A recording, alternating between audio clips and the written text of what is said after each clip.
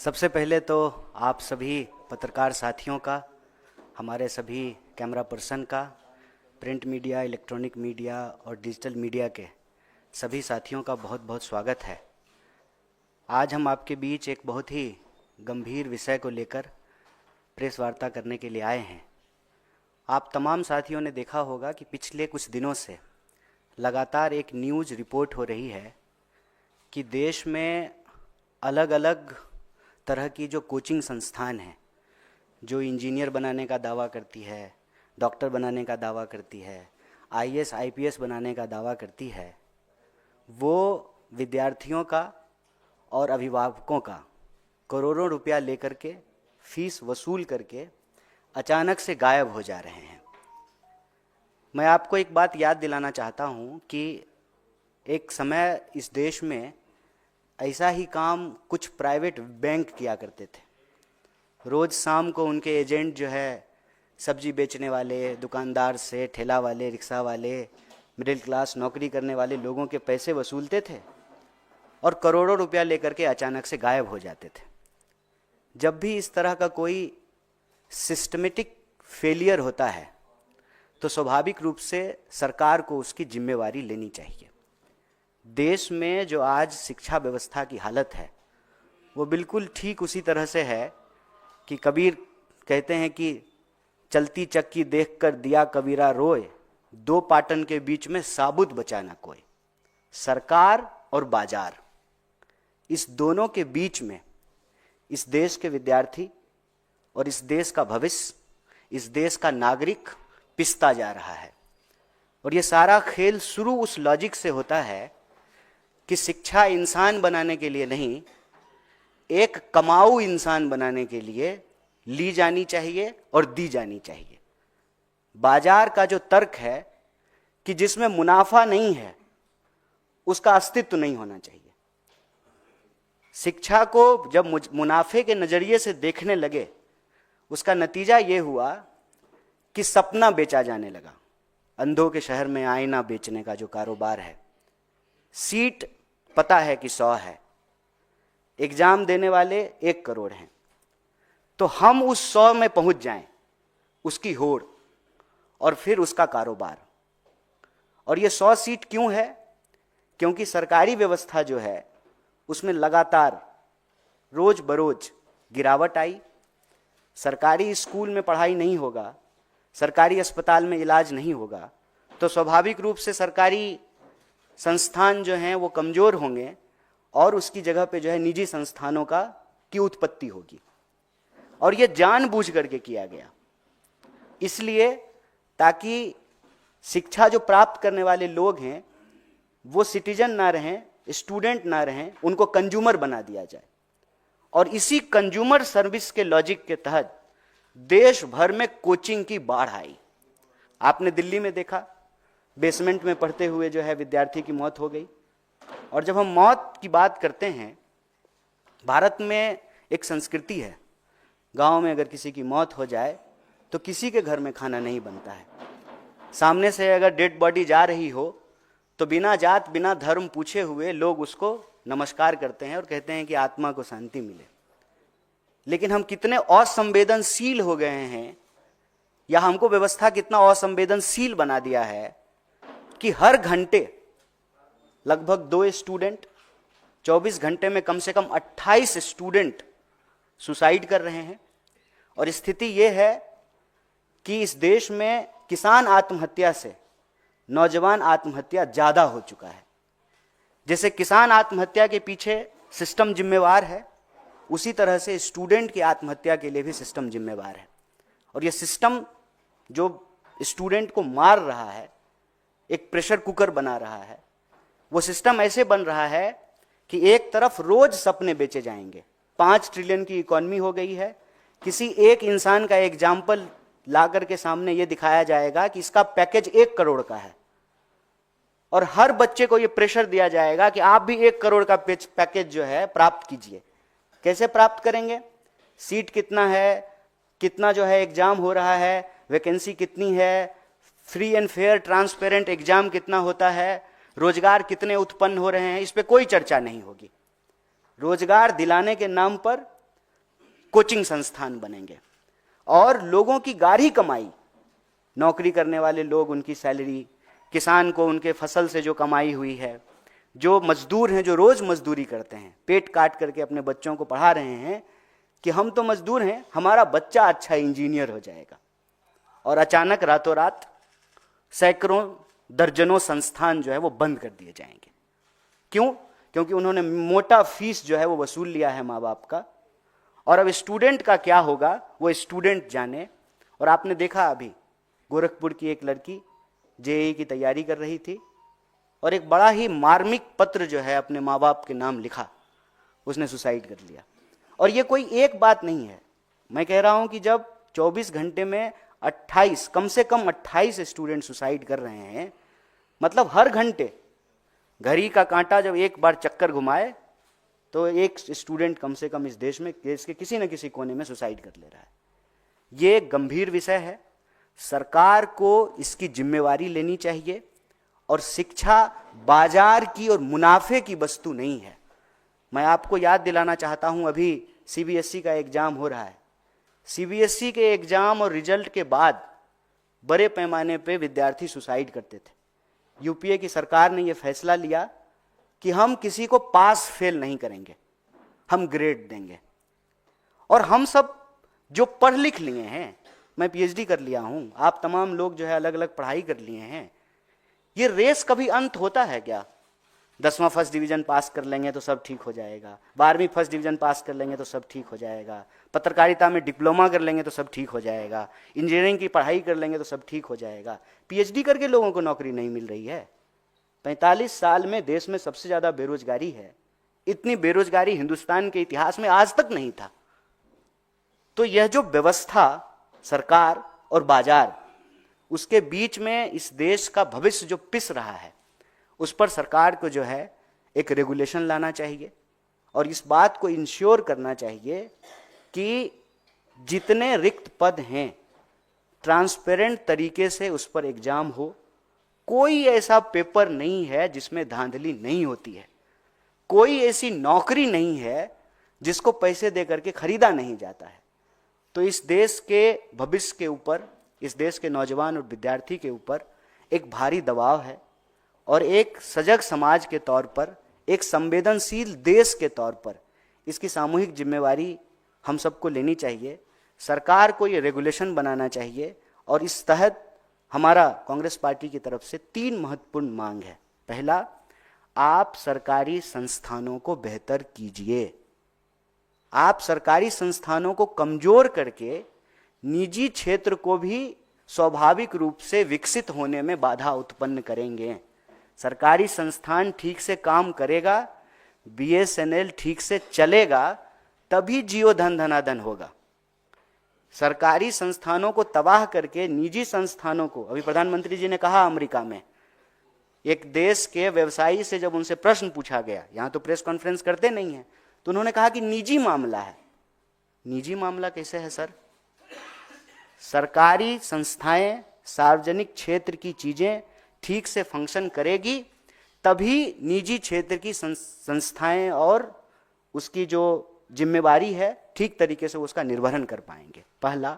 और दूसरा कि इस देश में आईएएस बनाने का, इंजीनियर बनाने का, डॉक्टर बनाने का जो एक धंधा है, उसका एक रेगुलेशन होना बहुत जरूरी है।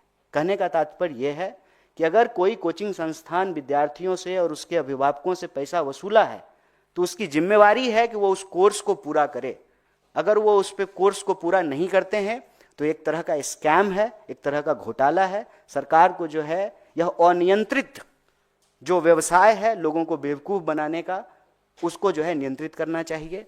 और तीसरा, जितने भी रिक्त पद हैं ट्रांसपेरेंट तरीके से उसको भरा जाए, उसके ऊपर जो है अच्छे से जो है एग्जाम हो और बेरोजगारी की समस्या को कम किया जाए, ताकि इस देश के जो भविष्य हैं, इस देश के जो नौजवान हैं, जो विद्यार्थी हैं, जो व्यवस्था में पिस रहे हैं, बाजार और सरकार की इस जो है खतरनाक मौत तक पहुंचाने वाली जो व्यवस्था है उसमें जो पिस रहे हैं, उससे उनको बचाया जा सके।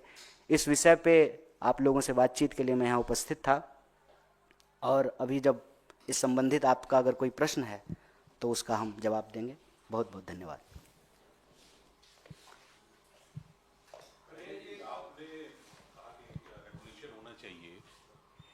रेगुलेशन की बात कर रहे हैं कि आप कोचिंग संस्थानों पर या सरकार कुछ इस तरह का बनाए, आपकी राय क्या है? क्योंकि आप तो खुद एक अच्छे छात्र नेता रहे हैं और आप सक्रिय राजनीति में, तो आपकी अपनी राय है कि कैसे इस पूरे जो आप जिसे कह रहे हैं कि बाजार बन गया है, इस पर रोक लगेगी, क्या करे सरकार? देखिए, इस संबंध में हम दो बात हाईलाइट करना चाहते हैं। एक कि अगर हमारे क्लासरूम में पढ़ाई होगी तो हमको कोचिंग पढ़ने की ज़रूरत नहीं होगी। और ये बात मैं ऐसे ही हवा में नहीं कह रहा हूँ, ये ज़्यादा दिन की बात नहीं है। हमारे पिताजी, हमारी माताजी जब स्कूल कॉलेज में पढ़ा करती थीं तब ये कोचिंग और ट्यूशन का सिस्टम नहीं था। क्लासरूम में ही पढ़ाई होती थी और वो इनफ था। और उस ज़माने में तो कोई अगर अपने घर पे बुला करके पढ़ाए तो उस टीचर को बहुत दोयम दर्जे से देखा जाता था कि ये तो कोचिंग पढ़ाते हैं।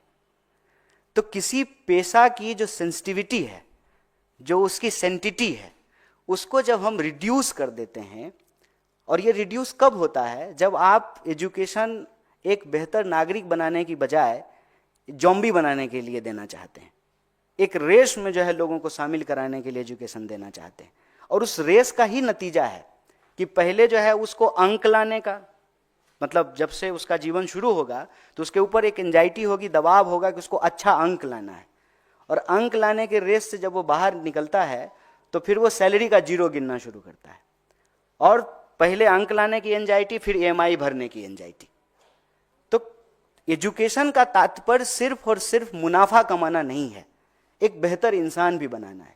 आज हमारे देश के नॉलेज इंडस्ट्री का बुरा हाल इसलिए है कि हम इसको मार्केट फोर्स से देखते हैं। हम ये देखते हैं कि किस संस्थान से पढ़ने के बाद कितना पैकेज मिलता है।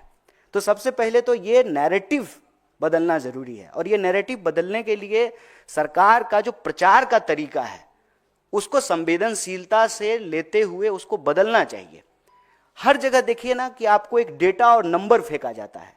50 करोड़ लोगों ने जो है कुंभ में स्नान किया, नंबर, हर जगह नंबर फेंका जाता है। 5 ट्रिलियन की इकोनॉमी हो गई है, 80 करोड़ लोगों को जो है फ्री अनाज दे दिया है।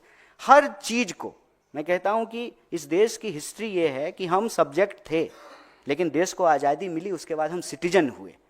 आज उस सिटीजन को नंबर में रिड्यूस किया जा रहा है। सरकार अपने नागरिकों को, अपने विद्यार्थियों को, नौजवानों को नंबर में रिड्यूस नहीं करे।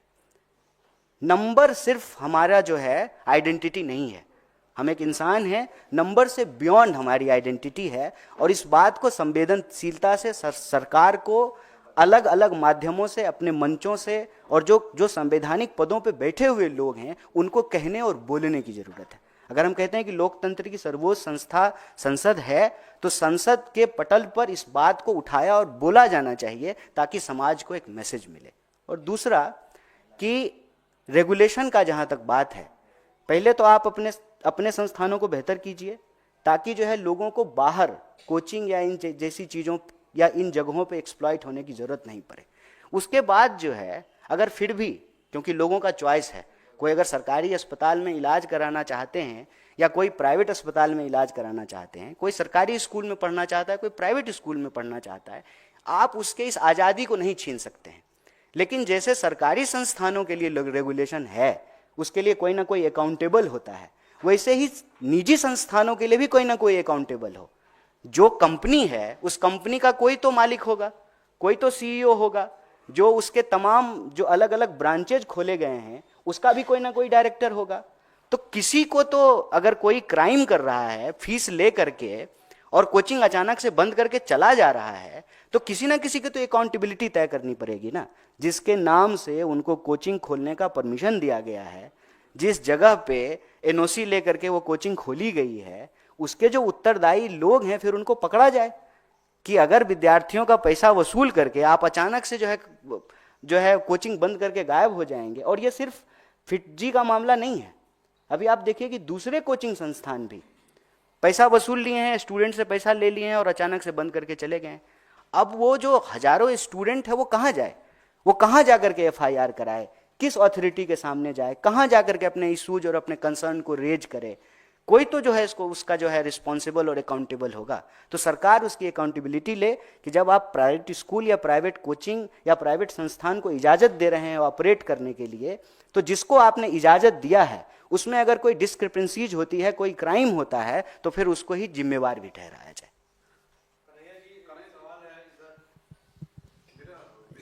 कन्हैया जी, हिंदुस्तान दुनिया, हाँ पहले इनका प्रश्न ले लें।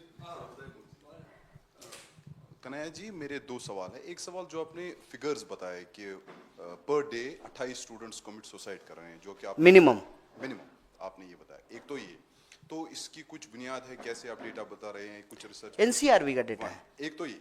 दूसरा, ये जो आप उद्योग कह रहे हैं एजुकेशन को लेकर, कोचिंग इंस्टीट्यूट्स को लेकर, तो आपको याद होगा ये जो उद्योग शुरू हुआ था ये कोटा राजस्थान, जहां आपकी जो गवर्नमेंट थी कांग्रेस की, बहुत टाइम रही, बहुत सालों चली, तो आपकी उस गवर्नमेंट ने तब नकेल क्यों नहीं कसी उस चीज पे?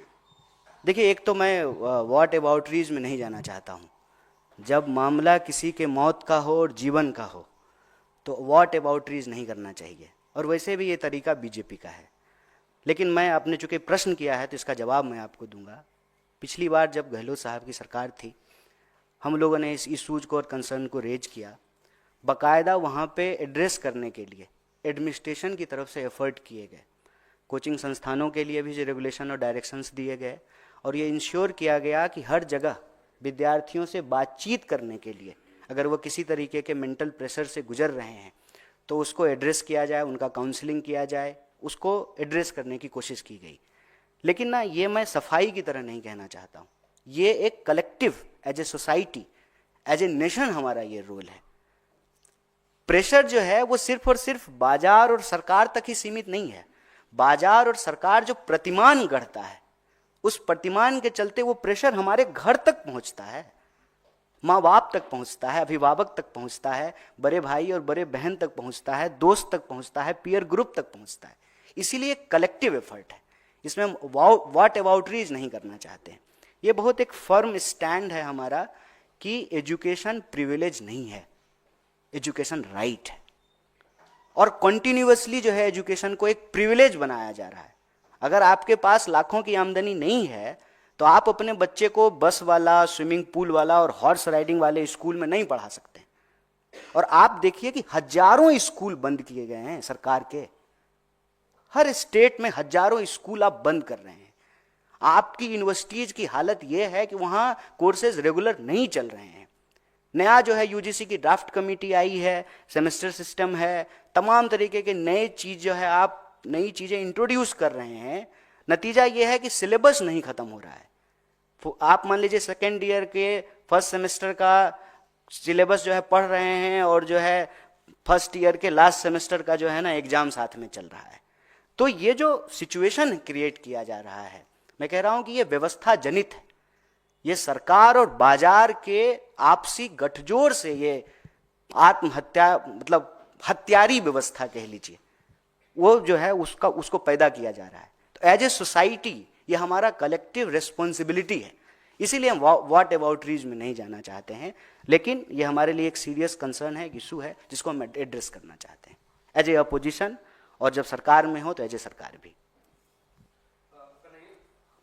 कन्हैया, मेरा आपसे यही सवाल है कि हिंदुस्तान जो है दुनिया का सबसे युवा देश है, करीब 55% आबादी हिंदुस्तान के भीतर है, जो अच्छी बात है। लेकिन मौजूदा जो सूरत हाल के हिसाब से अगर देखा जाए तो किसानों की आत्महत्या से ज्यादा युवाओं की आत्महत्या हो रही है हिंदुस्तान में। ये कितना चिंताजनक है और क्या समाधान इसका हो सकता है? देखिए, ये बहुत ज़्यादा चिंताजनक है, और इस विषय को लेकर के मेरे ख्याल से आप लोगों से हमारी कई बातचीत हुई है, कई प्रेस वार्ता में हमने इस इशू को रेज किया है। और आज भी जब हम ये कोचिंग संस्थानों का स्कैम है, पैसा ले लिया है, करोड़ों रुपया वसूल रहा है, उसको इस आत्महत्या से हम जोड़ करके देख रहे हैं कि हम एक ऐसी व्यवस्था बना रहे हैं जिस युवाओं पर के कंधे पर इस देश का भविष्य है, इस देश की दिशा क्या होगी, एज ए कंट्री हम कहाँ जाएंगे, उसका निर्धारण करने वाली जो सबसे मजबूत शक्ति है, उसके जीवन को लेकर के हमारे भीतर गंभीरता और संवेदनशीलता नहीं है। अगर हमारे भीतर गंभीरता और संवेदनशीलता होगी तो यह जो व्यवस्था पैदा की गई है, जिसमें विद्यार्थी नौजवान आत्महत्या करने को मजबूर हैं, हम उस व्यवस्था को बदलने का प्रयास करेंगे। आप मतलब कोई राज्य में चले जाइए, एक बहुत बड़ा कंसर्न है, प्रतियोगी परीक्षाओं की तैयारी कर रहे डेजिग्नेटेड एरिया हैं हर सिटी में कि ये स्टूडेंट एरिया है, वहां पे आपको जो है ना एक कारोबार दिखेगा, वहां आपको एक सिस्टम दिखेगा। सालों से वहां पे विद्यार्थी तैयारी कर रहे हैं, लेकिन उनको नहीं पता है कि उनका फ्यूचर क्या होगा। क्यों? क्योंकि टाइम पे एग्जाम नहीं हो रहा है। एग्जाम हो रहा है तो एग्जामिनेशन हॉल में पहुंचने से पहले पेपर लीक हो रहा है। पेपर लीक के खिलाफ जब स्टूडेंट सड़क पे उतर रहे हैं तो उनको लाठियां पड़ रही हैं। तो सरकार को इसकी रिस्पॉन्सिबिलिटी लेनी पड़ेगी कि आप कह रहे हैं कि हम दुनिया का सबसे विकसित देश बनेंगे, हम विश्व गुरु बनेंगे, तो हम दुनिया का सबसे विकसित देश और विश्व गुरु तो तभी बनेंगे ना कि जो हमारी सबसे बड़ी आबादी है युवाओं की, उसके लिए हम एक रचनात्मक प्रयास कर पाएंगे। और इस दिशा में जो हमने आपको कहा कि एक तो स्टूडेंट को, यूथ को और इस देश के नागरिकों को नंबर में नहीं रिड्यूस किया जाए, सरकारी संस्थानों को बेहतर किया जाए, वैकेंसीज को समय पे बढ़ा जाए, ट्रांसपेरेंट तरीके से एग्जाम हो, और जो निजी संस्थान हैं उसके लिए जो एक ट्रांसपेरेंट रेगुलेटरी सिस्टम हो कि अगर कोई क्राइम कर रहा है तो उसके लिए उसको एक अकाउंटेबल ठहराया जाए। ये कुछ सुझाव हमको लगता है कि सरकार को एज ए मेजर लेना चाहिए, जिससे ये हम जो अलार्मिंग सिचुएशन है उस अलार्मिंग सिचुएशन से देश को बचा सकते हैं। कन्हैया जी, उपराष्ट्रपति जगदीप धनखड़ ने कहा सीबीआई के डायरेक्टर या अन्य बड़े पदाधिकारियों के सिलेक्शन में चीफ जस्टिस ऑफ इंडिया कैसे हिस्सा ले सकते हैं। यह न्यायिक सक्रियता या अतिक्रमण के बीच पतली रेखा है, इसका असर मोटा होगा। उसके साथ उन्होंने यह भी किया, नियम बना था तब सिस्टम ने घुटने टेके थे, अब समय इस नियम को बदलने का है। अब देखिए, ये सब बहुत बड़ा इशू है। हमारे पास एक बहुत ज़रूरी और गंभीर और संवेदनशील इशू है, तो मैं कोशिश करूँगा कि मैं उसी पे बात रखूँ। जगदीप धनखड़ साहब देश के उपराष्ट्रपति हैं, उनका घुटना ठीक रहे इस उम्र में, हमारी ये शुभकामनाएं हैं। बाकी मैं एक बात विनम्रता से आप लोगों को कहता हूँ कि न्यूज़ का मतलब नो न्यूज़ नहीं होता है। तमाम तरीके के डाइवर्जन, तमाम तरीके के स्टेटमेंट, इसने ये कह दिया, उसने वो कह दिया, उसमें मुझे लगता है कि देश का ज़रूरी मुद्दा कहीं ना कहीं छूट जा रहा है। और as a citizen, as a member of the society, इससे बड़ा कोई इशू नहीं हो सकता है हमारे लिए कि लोगों की जान जा रही है हर घंटे, और देश की जो बुनियाद है, उस बुनियाद को जो चलाने वाले लोग हैं, उनके जीवन को लेकर के हमारा कंसर्न सबसे ऊपर होना चाहिए। कन्हैया जी, इसी विषय पे राहुल गांधी ने पिछले कुछ दिन पूर्व ही कहा था कि जब इस कमेटी में पहले चीफ जस्टिस होते थे, प्रधानमंत्री होते, नेता प्रतिपक्ष होते थे, अब जब चीफ जस्टिस को हटा रहे, इसका मतलब दो सरकार को एक में कोई मतलब ही नहीं ठहरता। अच्छा, तो बाकी लोग कह रहे हैं, बाकी लोग कहेंगे, मैं आज इसी विषय पे कहना चाहता हूँ। और जी, आप पूरे एजुकेशन सिस्टम की और इसकी बात कर रहे हैं, इससे एक आगे स्टेप बढ़ के रोजगार की बात भी आपने करी है। और हालत ये हो रही है कि अमेरिका के अंदर जो इलीगल इमिग्रेंट्स हैं भारत, आज भी एक जहाज आया है, आज भी जहाज आने की बात हो रही है, आएगा अभी वो अमृतसर में, और तकरीबन 7 लाख से ज्यादा जो इलीगल इमिग्रेंट्स वहां पर हैं, रोजगार की तलाश में अपना भविष्य तलाशने जा रहे हैं। इसका सोल्यूशन क्या होना चाहिए, इसको भी आप एड्रेस कैसे करेंगे? देखिए, फिर वही बात जो मैंने इनके सवाल के जवाब में कहा कि कुछ इशूज ऐसे होते हैं जिसपे व्हाट अबाउट रीच करने से काम नहीं चलेगा। मतलब तुम तुम्हारा, हम हमारा, तू मैं से बात बनती नहीं है।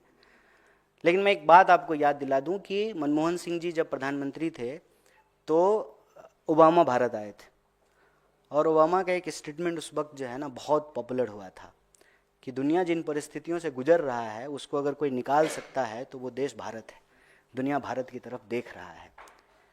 प्रोडक्शन सिस्टम में जो चेंजेज आ रहे थे, जिस तरह से जो है वो डिसइंटीग्रेट हो रहा था, इलेक्ट्रॉनिक रेवोल्यूशन हो गया, कंप्यूटर, मोबाइल, एआई का ज़माना है, आज हर कोई एआई की बात कर रहा है।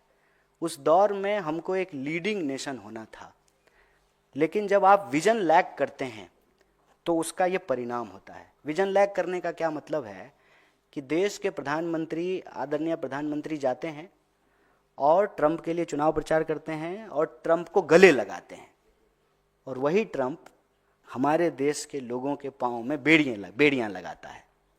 आप रिटर्न देख रहे हैं, गिफ्ट रिटर्न। हम गला लगाए, वो बेड़ी लगा दिया।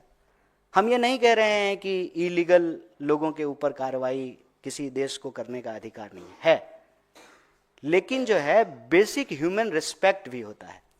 दूसरे देश के इलीगल इमिग्रेंट्स को भी बाहर भेजा गया, उसके देश के राष्ट्रपति जो है वहां गए, उससे मिले, अपना जहाज भेजा, बोला कि जो है मिलिट्री के जहाज में नहीं भेजोगे, हम अपना जहाज भेजेंगे। हमारे पास तो वो अपना जहाज भी नहीं है, तो एयर इंडिया बचा ही नहीं, बस हमारे पास अब विमान मंत्री हैं, विमान नहीं है। तो ये एक सीरियस कंसर्न है। जब हम अपने देश में मजबूत नहीं होंगे, ये वही बात हो गई कि हम अपने घर में जो है ना, हमारी घर की हालत अच्छी नहीं होगी तो गांव के चौपाल पे हमको कोई इज्जत नहीं करेगा। हमारे गांव में जब हमारी इज्जत तब मिलेगी जब हमारा घर, हमारे घर के सदस्य, उनके बीच में आपसी संबंध, हमारी घर की आमदनी, हमारे घर के लोगों का समाज के प्रति व्यवहार, उससे गांव के चौपाल पे जो है हमको इज्जत मिलेगी। अपने घर में आप डेटा छुपा लेंगे, जो सूचना के तंत्र हैं उसको मैनेज कर लेंगे, प्रेस कॉन्फ्रेंस नहीं करेंगे। अरे आपने क्या किया?